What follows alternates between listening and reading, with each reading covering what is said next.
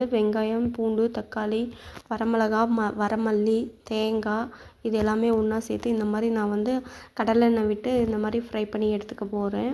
இது எல்லாமே நல்லா இந்த மாதிரி வதங்கி எடுத்துக்கிட்டு அதுக்கப்புறம் வந்து நம்ம மிக்ஸி ஜாரில் போட்டு அரைக்க போகிறோம்.